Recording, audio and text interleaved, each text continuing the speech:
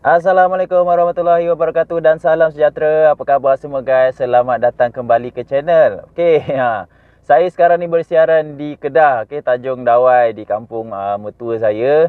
Jadi pada that's why saya berada dalam kereta lah.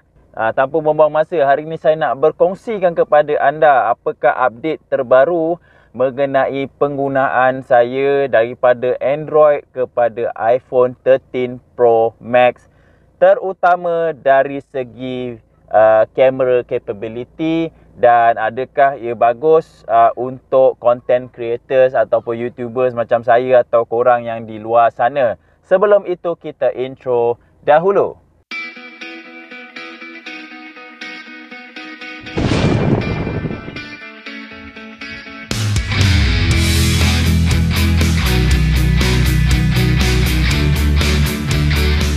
Dalam video kali ini saya tak nak cerita lebih detail apakah keupayaan iPhone ini dari segi gaming. Semua orang tahu this is the highest spec flagship yang ada untuk iPhone pada tahun ini. Jadi bila dah level flagship, campaklah apa-apa game dia akan boleh main dengan baik. Okey. Tapi saya nak lebih fokus kepada penggunaan kamera dia. Okey, dari segi kenapa kami tiba-tiba daripada Android, macam wife saya daripada Samsung bertukar. Last dia pakai iPhone pada 2014 iaitu iPhone 5S. Lepas tu kami terus pakai Android daripada Huawei pergi ke Samsung, dan tiba-tiba pada 2021, penghujung 2021 kami guna bertukar kembali kepada iPhone 13 Pro Max. Apa yang menyebabkan kami tertarik untuk beli iPhone 13 Pro Max? Jadi dalam video ini saya cuba ringkaskan apa yang kami suka dan apa juga yang kami tak suka, dan saya akan lebih fokus kepada orang kata apa, content creators lah. Seperti saya buat video on the go dan review saya lebih menjurus kepada itu. Baik, apa yang saya suka dahulu? Okey, first of all, yang secara ringkas saya sukakan dia punya screen. Okey, yang saya ambil adalah 13 Pro Max yang bersaiz 6.7 inci. Okey, dia punya retina display. Saya tak familiar sangat dia punya orang kata term daripada iPhone, tapi dia punya screen memang sangat cantik. Brightness dia sehingga 1000 nits. Maksudnya kalau korang ada dekat luar, dekat cahaya matahari, korang boleh nampak lagi konten apa, ataupun boleh baca mesej, boleh tangkap gambar, boleh tengok itu ini dan sebagainya di screen. Okey, screen dia untuk yang Pro Max memang besar. Jadi overall screen dia memang power. Memang walaupun saya guna Samsung A52 AMOLED screen, tapi orang kata apa, ni memang screen dia pun Samsung yang buat kan. Tapi tak tahu, color daripada iPhone ni memang cantik lah pada saya lah, to be honest lah. Of course lah, flagship kan. Okey, yang kedua, battery life. Okey, battery life dia, apa yang saya perasan, battery life dia sangat power. Okey, sehingga saya memang agak heavy use juga untuk dalam beberapa hari ni untuk test dia punya battery life. Saya agak impressed dengan battery life dia, sehingga kawan kata apa, 2 hari dia cukup untuk 2 hari pemakaian untuk sekali cas. Okey, untuk Pro Max lah, saya tak pasti yang macam Pro ataupun yang iPhone 13 biasa punya battery life. Tapi saya boleh katakan sebagai pengguna Android, saya sangat-sangat impress dengan battery life untuk 13 Pro Max dengan features-features yang ada lah. Okey, so mantap battery dia. Okey, salah satu orang kata apa, faktor kenapa battery life dia bagus adalah dia ada promotion screen, iaitu screen dia maximum frame rate adalah 120Hz, tapi dia ada promotion yang mana bila kalau kata contoh kita tengah baca teks, kita baca orang kata sesuatu yang tidak perlukan movement. Contoh macam kita tengok movie, akan berlaku movement, kita orang kata kita pasang kamera, ada movement. Tapi kalau kita baca teks, kita baca website, kita baca blog dan sebagainya, dia akan automatic downkan frame rate tu kepada 10Hz. Jadi bateri dia akan save banyak lah dekat situ. Okey, tanpa membuang masa, saya nak terus ke bahagian yang paling saya impress dan antara main reason kenapa kita orang ambil iPhone 13 Pro Max, iaitu dia punya kamera. Untuk iPhone 13 Pro Max, dia lengkapi dengan 3 kamera. Okey, 3 kamera yang korang nampak besar macam boba ni kat sini. Okey, dia ada ultra wide dia ada dia punya main kamera dia, dan dia ada satu 3 times telephoto, telephoto dia lah. Okey, dan kalau nak dibandingkan dengan macam 12 yang lepas yang saya baca-baca, sebab kita orang tak ada iPhone 12, yang ini paling impress lah pada saya, especially dia punya cinematic video. Okay, cinematic video dia boleh dirakam Full HD 1080p 30fps. Tapi yang saya impress sangat, dia buat secara real time. Dia cut out kita punya edge dan nampakkan blur background dekat belakang. Dia macam video bokeh lah, ataupun portrait video daripada Samsung untuk yang high end. Tapi yang ni lebih smooth lah saya nampak. Walaupun as a professional photographer, saya nampak memang agak fake. Okay, tapi apa yang orang nak expect dengan smartphone? Dan this is first generation of iPhone yang buat lah. Tapi by that time mungkin firmware upgrade ataupun chipset dia yang akan datang yang lebih power, 14, 15 dan seterusnya, mungkin akan lebih baik, lebih realistik lagi. But first try ni pun saya dah boleh nampak kan dia punya result dia sangat-sangat useful untuk social media content dan juga untuk YouTuber. Maknanya korang ada satu device phone dan juga dia ada efek macam DSLR video yang korang boleh nampak background blur dekat belakang, dan dia step up korang punya video YouTube lah. Macam sekarang, to be honest, saya dah buat YouTube 3 tahun secara konsisten. Saya masih menggunakan smartphone 95% all the time. Okay, 95% all the time. Jadi video saya macam ni sajalah. Tapi bila ada iPhone 13 Pro Max ni, apa yang saya nampak, memang dia akan step up the game sedikit. Dan memang saya agak-agak impress. Yang kedua, dari segi dia punya stabilization. Okay, video dia memang sangat-sangat smooth sebab dia ada sensor shift stabilization, yang mana saya mula-mula terkejut juga sebab masa kita rakam, kita nampak dia punya preview tu memang macam shaky gila. Sebab dia tak apply stabilization masa preview, tetapi dia apply stabilization waktu video tu dah siap. Okay, bila kita dah tengok hasil dia, memang smooth gila. Okay, memang smooth. Kita berlari ke jalan ke apa, memang smooth. Dan dia punya stabilization support untuk selfie kamera dia, dan juga ke semua kamera lah senang cakap memang support. Selfie kamera video dia pun memang support juga. Dan saya terlepas dengan cinematic. Jadi cinematic tu juga support pada selfie kamera dia. Jadi memang dua-dua boleh pakai. Okay, baik. Dia ada beberapa features lagi, iaitu makro. Okay, yang mana dia akan gunakan ultra wide kamera dia, dan dia akan tukar secara automatik kepada makro mode bila kita dekatkan kepada sesuatu objek. Okay, dan apa yang saya boleh katakan, saya dah pakai Android macam Xiaomi, Samsung dan lain-lain. Ini merupakan makro kualiti, kamera makro yang paling berkualiti dalam smartphone setakat ni lah. Sebab memang berkualiti. Dia punya kita boleh bukan saja boleh buat gambar, kita boleh juga buat video.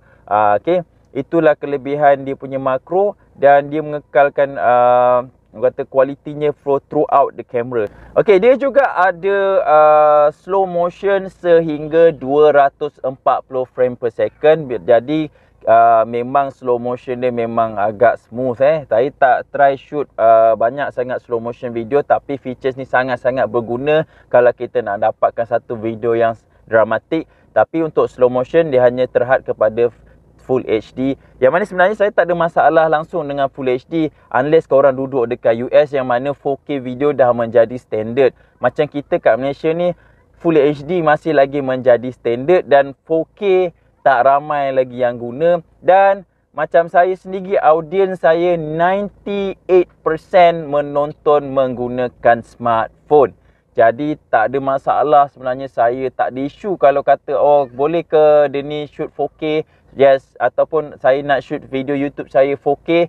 In future mungkin insyaAllah. Tapi for now saya rasa tak perlu. Saya masih lagi orang kata apa, menggunakan Full HD. That's why video yang saya rakam sekarang, sampel-sampel semua adalah Full HD video. Okey, bagaimana pula dengan low light? Okey, dekat sinilah saya boleh katakan dia punya sedikit kelemahan yang ada pada iPhone, especially selfie kamera dia. Okey, saya tunjukkan video ini.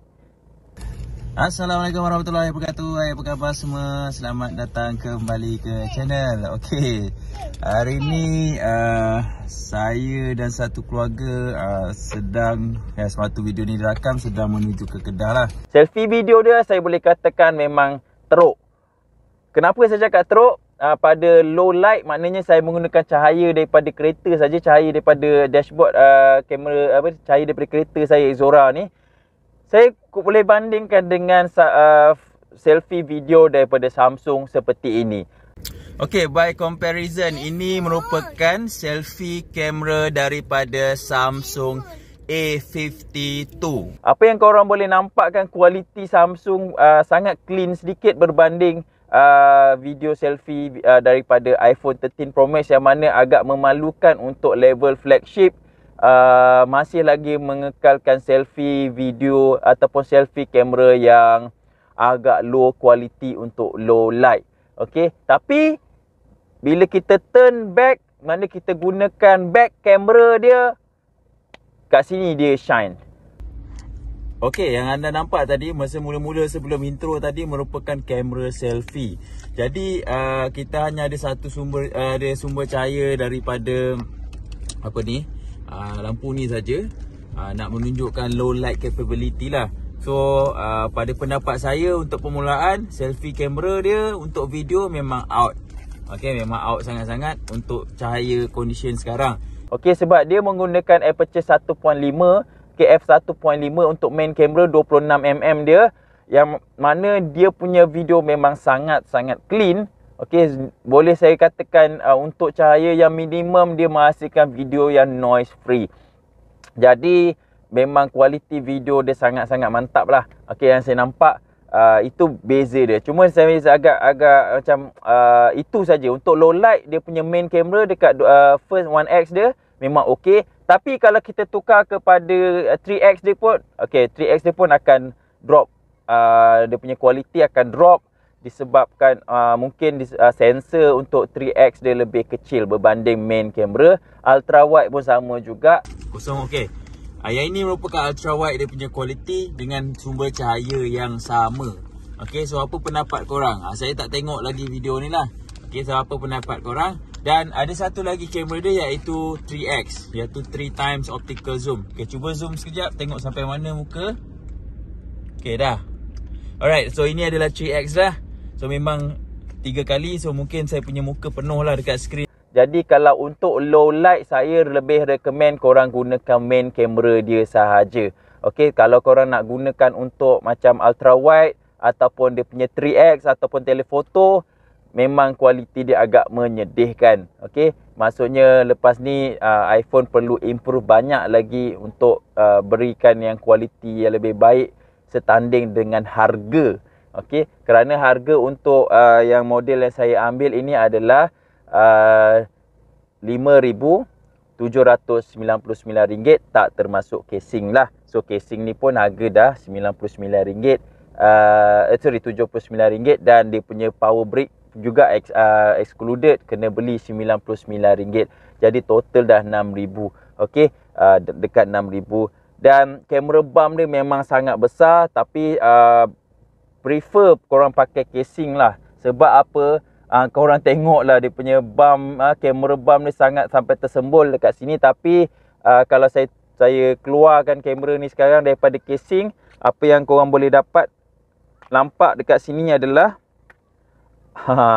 korang tak boleh nak letak pun dekat, nampak ni, tak boleh nak letak pun dekat dengan selamat di atas meja. Okey, nampak dia punya timbul macam tu. Jadi that is why korang perlukan casing yang steady. Yang ni pun saya beli dekat mesin, dia orang ada jual. So harga dia adalah RM79. So dapat secure sikit. Lagi satu ada yang saya tak berapa nak suka adalah dia sangat berat. Saya perli wife saya, asal tak ambil Pro, kenapa nak ambil Pro Max? Dia cakap, okey, masa dia pegang hari tu, masa kita orang Ricky, dia kata pegang sedap. Memanglah pegang tu sedap sebab waktu tu kita pergi dekat display, dia pegang tanpa casing. Kalau pegang tanpa casing, saiz dia akan jadi sangat-sangat ideal pegang, memang sedap. Sebab itulah design dia petak macam ni tau. Tapi once kita try, orang kata apa, kita try macam dah pasang dengan casing. Korang tengok casing ni dah tebal, dia dah berapa tebal kan. So bila pasang dengan casing, dia dah bertambah setengah cm lebih tebal daripada apa yang pegang. Dan berat dia pun bertambah sebab casing ni pun berat. Jadi memang berat telefon ni. So dia macam kalau macam nak menonton ke apa benda, memang kena pakai phone holder lah. Itu yang saya nampak. Overall, apa yang saya boleh katakan, kualiti yang dibawa oleh iPhone 13 Pro Max sehingga pengguna Android tegar macam kami ni, laki bini, tertarik untuk bertukar kepada iPhone. Dan sebagai YouTuber, saya personally, saya boleh katakan memang kualiti video, kualiti kamera untuk general use ataupun untuk konten untuk di YouTube memang sangat-sangat berkualiti. Dan ada sedikit minor saja yang boleh saya katakan kita boleh improvekan kalau ada good lighting. Kalau korang nak guna as a content ataupun social media, pada saya tak ada masalah. Tapi kalau macam anda macam saya buat konten, saya akan memang set up lighting yang cukup untuk hasilkan, orang kata apa, untuk gunakan cinematic video dia. Kerana cinematic video dia memerlukan lighting yang cukup untuk hasil yang lebih baik, clean, noise free dan orang kata apa, cut out yang lebih cantik. Baik, itu dia guys. Itu yang saya boleh katakan untuk buat masa ni, review yang saya akan yang saya tunjukkan pada video kali inilah. Dah lama tak buat video sebenarnya, agak kekok sikit saya punya bercakap. Okey, apa-apa pun kalau korang boleh bagi pendapat dekat bawah, komen apa yang korang rasa untuk dikongsikan, dan insya-Allah kita jumpa lagi pada video yang akan datang. Okey, bye bye. Assalamualaikum dan salam sejahtera. See you.